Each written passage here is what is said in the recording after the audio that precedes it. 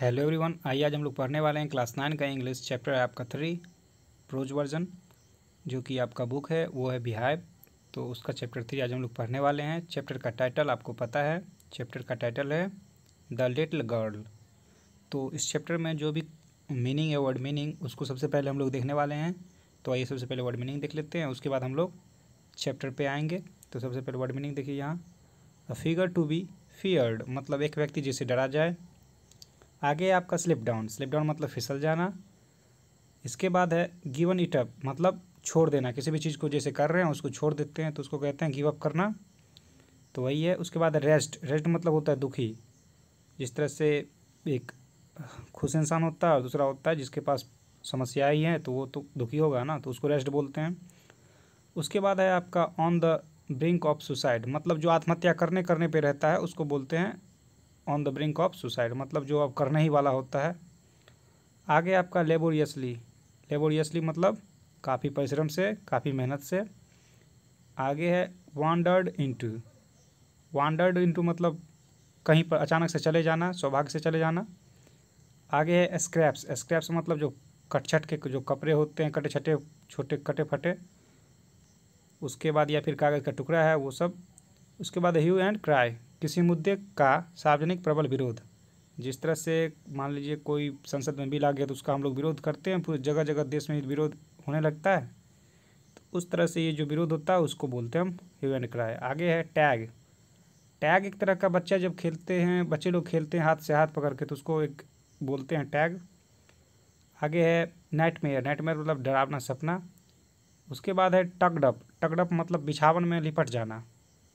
उसके बाद है स्नगल्ड, स्नगल्ड मतलब किसी से सटकर बैठना, गर्मी के लिए या फिर आराम के लिए या फिर सुरक्षा के लिए, तो इसको बोलते हैं हम स्नगल्ड। तो अब हम लोग आने वाले हैं चैप्टर पे। तो आपका जो चैप्टर है वो है द लिटिल गर्ल।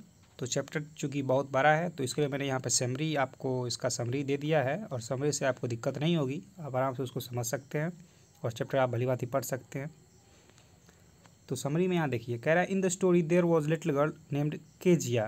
केजिया नाम की एक छोटी सी बच्ची रहती है कहानी में। She lives with her father, वो अपने पापा के साथ रहती है। हर मदर अपनी माँ के साथ, एंड हर ग्रैंड मदर अपनी दादी के साथ। यानी ये उनके परिवार में कौन कौन लोग होते हैं, पिताजी, माताजी और दादी माँ।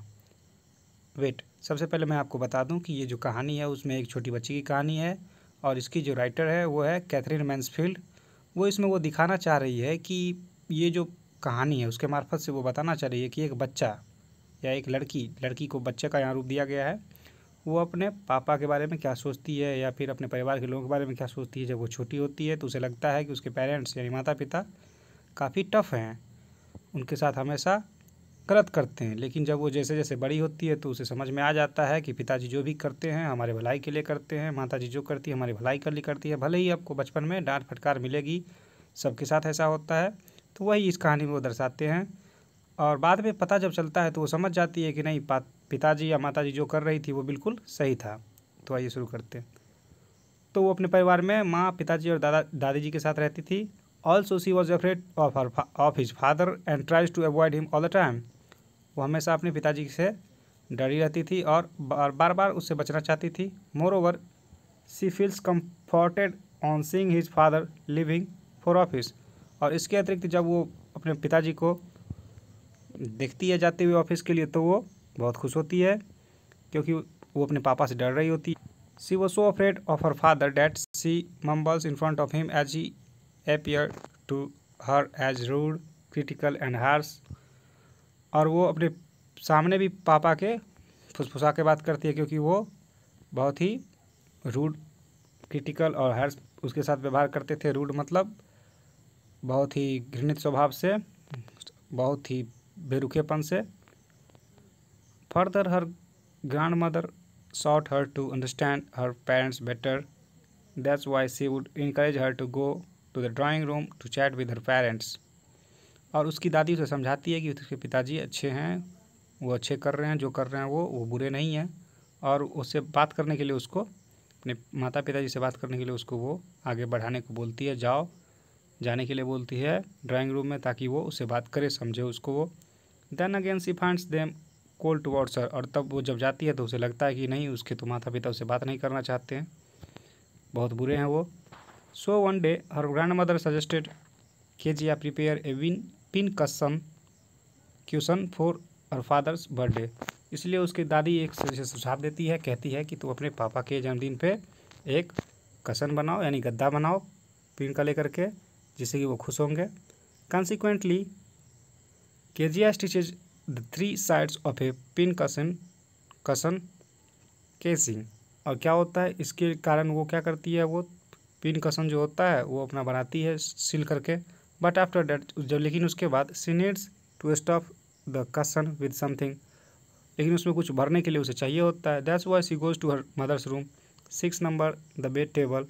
और इसलिए वो अपने माँ के रूम में जाती है, अपने उसके बेड के नीचे में। There she finds many sheets of fine paper. और वहाँ पे जब उसे देखती है तो उसे बहुत सारा कागज़ का टुकड़ा मिल जाता है। Then she turns the paper into small pieces and fill the pin cushion and sew it up the fourth side. और तब वो उसमें भर देती है वो कागज़ के टुकड़े जो भी होता है उसमें, और आगे से सिल देती है। However she doesn't know that those papers contain her father's very important speech for the port authority. जबकि उसे ये पता नहीं होता है कि उसके पिताजी का उसमें बहुत ही महत्वपूर्ण कागजात रहता है, जो कि उनको स्पीच के लिए, पोर्ट अथॉरिटी के स्पीच के लिए देना होता है।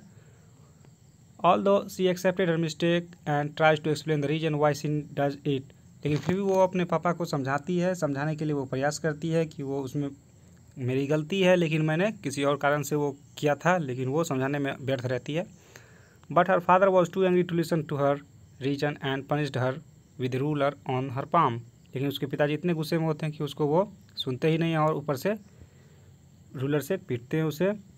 However she fail to understand why she met और to punishment even after she accepted her mistake. लेकिन वो इस बात को समझने में नहीं समझ पाती है कि जब उसने बता दिया कि मेरी गलती है, फिर भी उसे पीटा गया।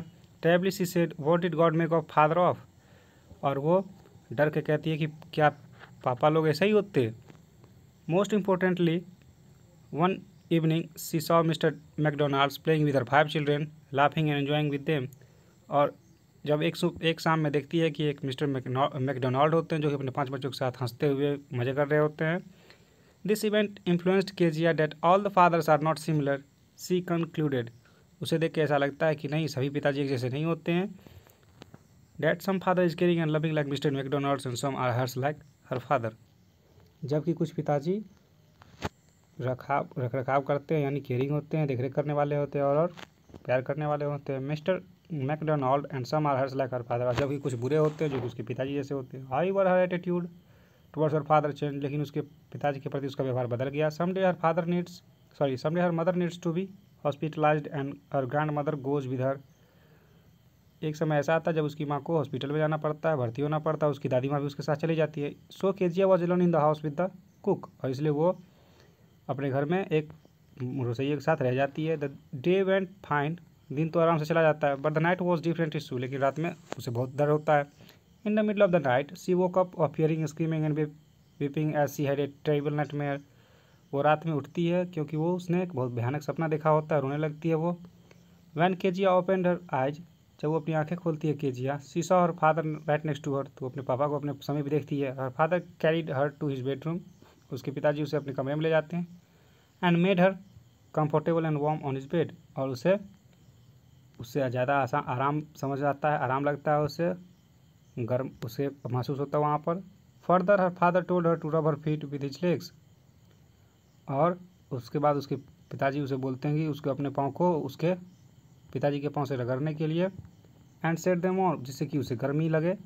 She spends the night with him feeling comfortable and safe. और जिससे कि वो अपने पिताजी के साथ रात बहुत अच्छे से गुजार पाती है, महसूस करती है। After that she realize that her father was not a bad person. उसके बाद उसे महसूस होता है कि उसके पिताजी बुरे इंसान नहीं हैं। And he loves and cares for her in his own way. और जो कि अपने तरीके से वो प्रेम भी करते हैं और देखरेख भी करते हैं। Moreover he had to work a whole day to provide for his family and was too very by evening to play with her. और इसके अतिरिक्त उसे हर दिन काम करना पड़ता है, सुबह से शाम तक। और वो शाम में उसके साथ खेलने के लिए बहुत थके रहते हैं, इसलिए वो नहीं खेल पाते हैं।